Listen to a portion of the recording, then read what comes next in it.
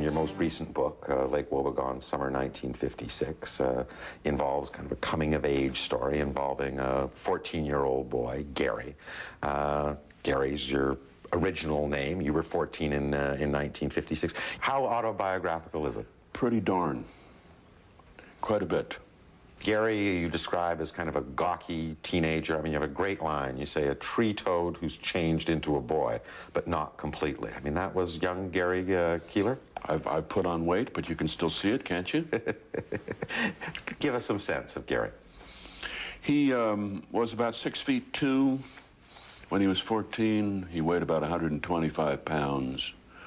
When he turned sideways, you could barely see him. He wore those half-rim glasses and had marks of home haircutting clippers on the sides of his head. He, his arms, his wrists stuck out of his sleeve.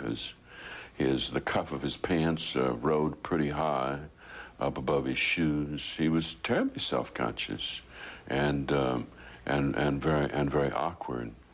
As anyone would be when you have to learn how to move 6 feet and 2 inches, you know, from place to place in a graceful way.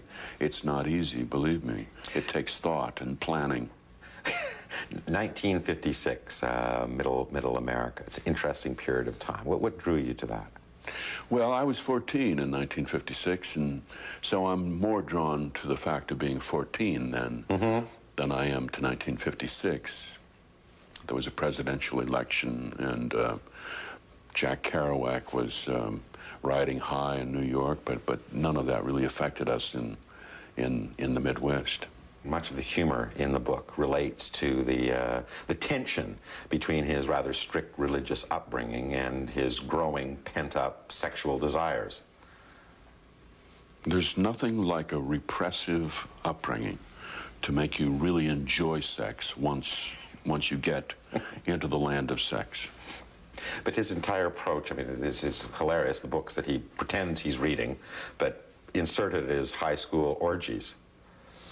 A little magazine called High School Orgies. It'd be considered an antique now. It would be in a museum, but it was a magazine with stories and sort of black and white photographs of people purportedly in the throes of passion, and interesting advertisements in the back for binoculars that could see through clothing, and a love cologne made from special chemicals, one whiff of which would make any woman want to conform to your every wish. Now, when Gary isn't telling booger jokes and reading dirty magazines, he's also nurturing his aspirations as a writer in the book. And in fact, one of the reviews I was looking at said, as much as kind of a story of sexual awakenings, this is a story of the awakening of love of word. How much does this in turn parallel your own development as a writer? Well, I started out much as this boy does in the novel. I got the gift of an Underwood typewriter from my uncle, and I went to work for the local paper writing about baseball.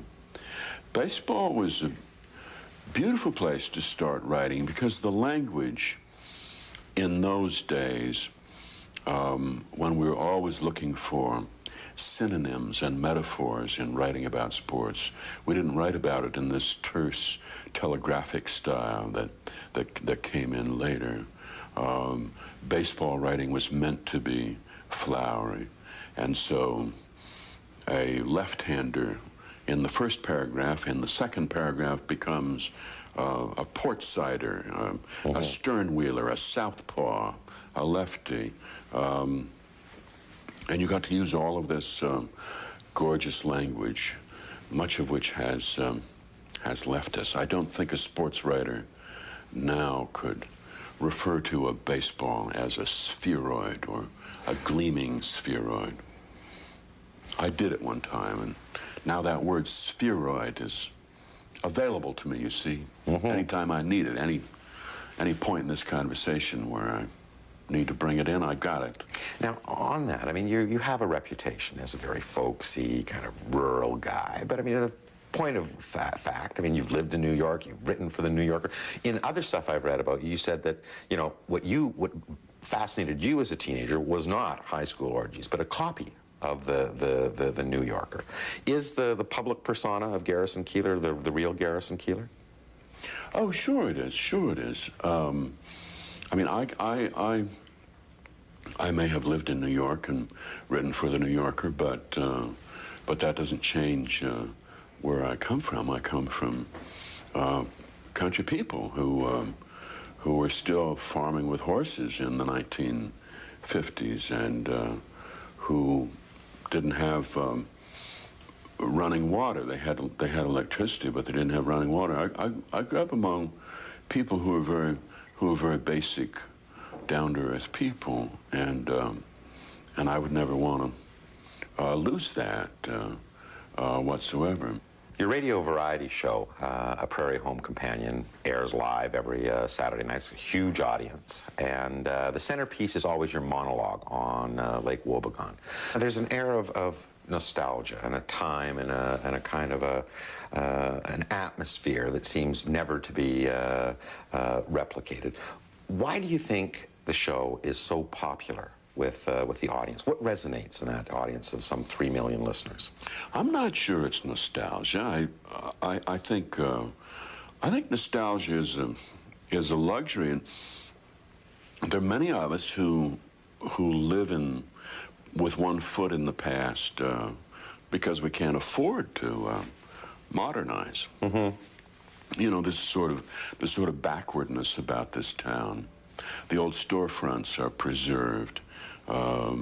Not because, not that they've been restored, but simply that nobody could afford to put up new ones. So. Now, you have your adoring fans, obviously, but that you also have a few critics. I mean, among them, of all people, Frank Mankiewicz, the former head of National Public Radio, who said when he refused to syndicate the show, I guess during his tenure, and he said it mocks the values of Middle America. It's obnoxious and elitist, and it has no place on NPR. I mean, what was your response to that? Not required to make one. But it runs so contrary to the general way that program has been embraced, and coming from someone who headed National Public Radio, you must have been shocked. I wasn't in the least.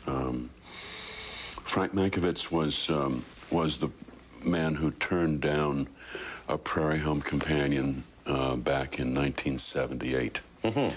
And from our point of view, in retrospect, I mean, it was the best thing that could have happened to us. Not to be part of a big organization like National Public Radio, and to be on our own.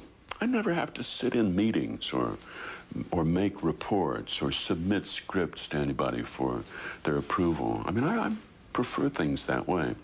But from Mr.